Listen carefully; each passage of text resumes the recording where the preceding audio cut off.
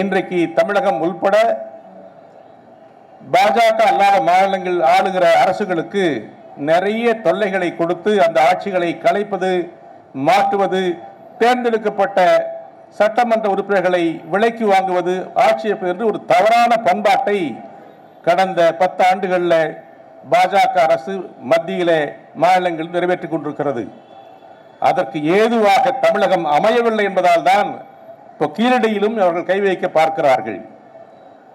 இங்கே மிகச்சிறந்த முறையில் கீழடி ஆய்வுகள் மேற்கொள்ளப்பட்டு அதற்கான ஆதாரங்களை எல்லாம் மிக தெளிவாக நம்முடைய அதிகாரிகள், குறிப்பாக நண்பர் ராமகிருஷ்ணன் போன்றவர்கள் மிக தெளிவாக அறிவித்தும் அதை நிறைவேற்ற மறுக்கிறார்கள் என்பதற்கு காரணம், கீழடி நாகரிகம் பிஜேபி நாகரிகத்துக்கு ஏற்றது இல்லை.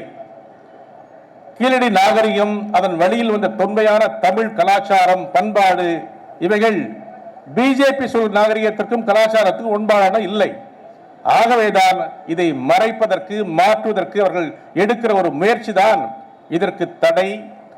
இதற்கு மாற்றாக அதோட அமைச்சரே வந்து சொல்லுகிறார், இங்கே வந்து சொல்லுகிறார், பிஜேபி அலுவலகத்துக்கு போய் சொல்லுகிறார், இந்த ஆய்வறிக்கையில் அதிகாரபூர்வமான விஞ்ஞானபூர்வமான அறிக்கை மாற்றப்பட வேண்டும், அதை மாற்றிக் கொடுங்க என்று சொல்லுகிறோம் என்று சொல்லுகிறார்.